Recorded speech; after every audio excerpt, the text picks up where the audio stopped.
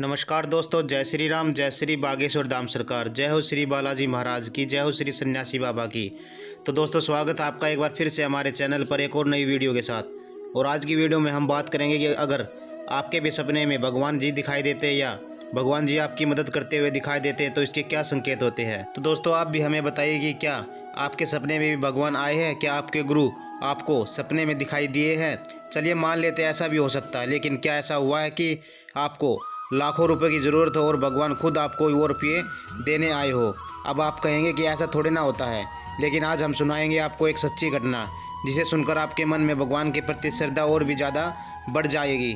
बागेश्वर धाम सरकार के बालाजी सरकार यानी पंडित धीरेन्द्र कृष्ण शास्त्री जी को न केवल उनके गुरु के साक्षात दर्शन हुए, बल्कि खुद बालाजी महाराज ने उनकी मदद भी की।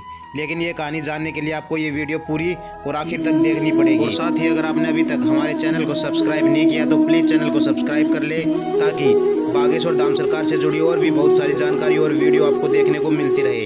साथ ही बालाजी महाराज की कृपा भी आपके ऊपर सदैव बनी रहे। वीडियो को लाइक और शेयर करना तो बिल्कुल ना भूलें, ताकि और भी बागेश्वर धाम सरकार की महिमा को जान सके और उनके प्रवचनों को सुन सके। तो दोस्तों, आपको बता दें कि अभी हाल में ही कुछ दिनों पहले बालाजी सरकार ने अपने दरबार में एक सच्ची घटना सुनाई, जब पंडित धीरेन्द्र कृष्ण शास्त्री को बागेश्वर धाम सरकार में यज्ञ के लिए पैसों की जरूरत थी और उनके पास कोई इंतजाम नहीं था। तब खुद उनके गुरुदेव सन्यासी बाबा ने उनको दर्शन दिए और इतना ही नहीं, खुद बालाजी महाराज पंडित धीरेन्द्र कृष्ण शास्त्री की मदद करने के लिए धरती पर अवतार लेकर आए। बालाजी सरकार की ये कहानी उन लोगों के सारे भ्रम दूर करने के लिए काफ़ी है जो लोग कहते हैं भगवान तो दुनिया में है ही नहीं।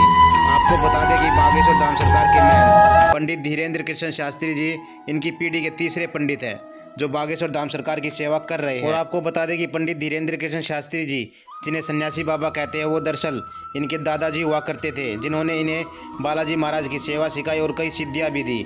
सन्यासी बाबा की समाधि मंदिर के पास में ही बनी हुई है। उनका नाम पंडित शंभू हुआ करता था। तो दोस्तों, आपको बता दें कि यह किस्सा कुछ दिन पहले का ही है, जब बालाजी सरकार ने बताया कि 2017 में जब उनके ऊपर बड़ी विपदा आ गई थी और उनकी इज्जत पर आँच आने वाली थी, तब खुद सन्यासी बाबा और बालाजी महाराज ने उनकी मदद की, साक्षात उनको दर्शन भी दिए। तो बालाजी सरकार बताते हैं कि 2017 में बागेश्वर धाम सरकार का पहला महायज्ञ हुआ। इस महायज्ञ में 18 पुराण बिठाए गए। बालाजी सरकार ने बताया कि उस समय बागेश्वर को लोग इतना ज़्यादा नहीं जानते थे और आसपास के गांव के लोग ही उनके दरबार में आया करते थे। मुश्किल से 1500 लोग हुआ करते थे। तो हुआ यूँ कि 2017 में बागेश्वर धाम सरकार ने एक यज्ञ का संबोधन किया और उसमें 18 पुराण बैठाए गए, जो उन्हें कि गाँव गढ़ा और उनके आसपास सभी समाजों के लोग भक्तों ने आयोजित किए हुए थे। इस महायज्ञ में चित्रकूट से रामलीला की मंडली बुलाई गई। रामकथा का आयोजन भी किया गया, जो रामकथा खुद पंडित धीरेन्द्र कृष्ण शास्त्री बोलने वाले थे। और यज्ञ में बनारस से 40 पंडितों को बुलाया गया। और आपको बता दें कि यज्ञ के आखिरी दिन बूंदी का प्रसाद बांटना था, लेकिन गांव के लोग और बागेश्वर धाम के सेवकों ने सोचा बूंदी की जगह अगर पूरी सब्जी का प्रसाद बांटा जाएगा। तो ये सुनकर बालाजी सरकार को थोड़ी चिंता हुई, क्योंकि बूंदी का प्रसाद बनवाने की बजाय पूरी सब्जी का प्रसाद बनवाने में बहुत ज़्यादा खर्च हो जाएगा। और बालाजी सरकार किसी से दान में कुछ मांगते नहीं थे और जो भी मिलता था उसे वो आश्रम की सेवा में लगा देते थे। अब पैसे तो इतने नहीं थे, लेकिन भक्तों की इच्छा के आगे बालाजी सरकार ने मंजूरी दे दी। जैसे तैसे रामकथा को 8 दिन बीत चुके थे, तो अब बालाजी सरकार को चिंता सताने लगी, क्योंकि कथा के आखिरी दिन भंडारा भी होना था और बनारस से आए 40 पंडितों को दक्षिणा भी देनी थी। जब उन्होंने पास बचे हुए पैसों को गिना तो केवल 20,000 रुपये थे। अब उनकी चिंता बढ़ गई। 8वें दिन की कथा के बाद जब रामलीला मंच पर रामलीला हुई तो रात को लगभग 1 बजे सभी लोग अपने अपने घरों में चले गए। लेकिन बालाजी सरकार की चिंता अपने चरम पर थी। अब तो उनकी बेइज्जती होने वाली थी। उन्होंने बालाजी महाराज के चरणों में अर्जी लगाई, लेकिन उनकी अर्जी तक स्वीकार नहीं हुई। उन्होंने इस बात पर गुस्सा भी आया कि बालाजी महाराज उनसे दूसरों की अर्जी तो लगवा लेते, लेकिन उनकी खुद की अर्जी ही नहीं लगने दे रहे हैं।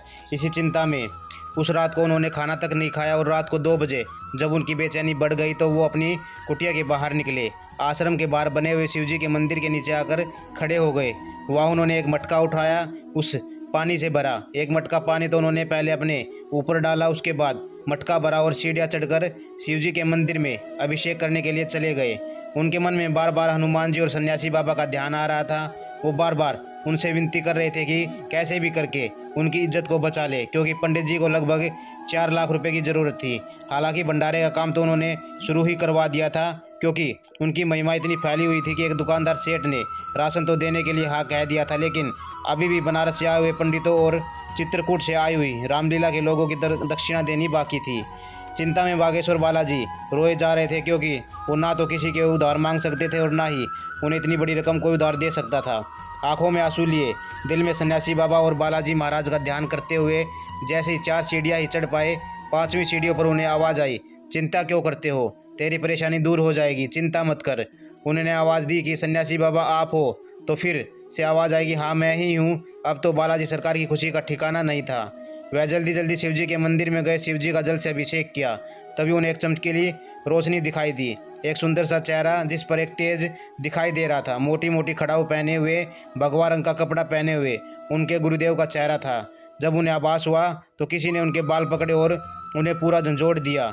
कहा कि चिंता क्यों करता है, तेरी सारी परेशानियां कल दूर हो जाएगी, जा जाकर सो जा। और ये सुनकर बालाजी बागेश्वर धाम सरकार अपनी शुद्ध बुद्ध खो बैठे और शिवजी के मंदिर के नीचे दलान में ही आकर गिर पड़े। 20 मिनट बाद जब बालाजी सरकार को होश आया तो समझ आया कि उन्होंने उनके गुरुदेव के साक्षात दर्शन दिए हैं। बस इसी खुशी में बालाजी सरकार झूमने लगे और आज तो दुनिया में उनसे ज़्यादा भाग्यशाली कोई है ही नहीं। आज तो उन्हें खुद के उनके गुरुदेव के दर्शन दिए, अब तो उनका कल्याण हो ही जाएगा। इसके बाद खुशी से झूमते हुए बागेश्वर बालाजी सरकार वापस अपनी कुटिया में आकर सो जाते हैं। अब कथा का 9वां दिन था।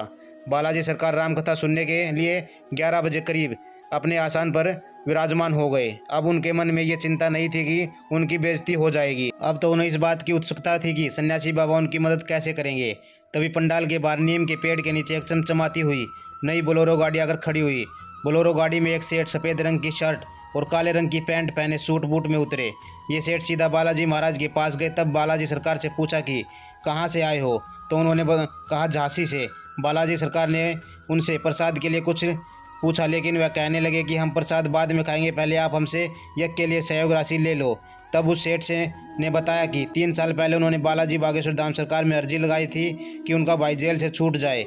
उनकी अर्जी स्वीकार हो गई है, उनका भाई जेल से छूट गया है। बस इसी खुशी में वे यज्ञ में सहयोग करना चाहते हैं। तब बालाजी सरकार ने उन्हें उस राशि को अंदर उनके सेवादार को देने के लिए कहा, लेकिन वह सेठ नहीं माने और उन्होंने कहा कि ये राशि हम आपको ही देंगे। तब बालाजी सरकार ने उनसे राशि लेकर तब उसे गिना तो वह हैरान रह गए। वह पूरे 4,98,000 रुपये थे। यह देखकर बालाजी सरकार हक्के बक्के रह गए और गांव के बाहर तक उसका पीछा किया, लेकिन उसका नामो निशान तक नहीं दिखा। अब उनके अंदर से आवाज़ आई कि वापस आश्रम लौट जा, तेरा काम हो गया है। अब तो उनकी खुशी का ठिकाना नहीं रहा। उनकी बालाजी महाराज और सन्यासी बाबा के लिए आस्था और बढ़ गई। दोस्तों, ये थी कहानी खुद बागेश्वर बालाजी ने अपने भक्तों को सुनाई और कहा कि अगर मन में सच्ची श्रद्धा हो तो भगवान किसी न किसी रूप में हमारी मदद ज़रूर करते हैं। तो दोस्तों, अगर आपके गुरुजी की ये बातें अच्छी लगी तो प्लीज़ वीडियो को लाइक करें, शेयर करें और साथ ही हमारे चैनल को सब्सक्राइब करना ना भूलें।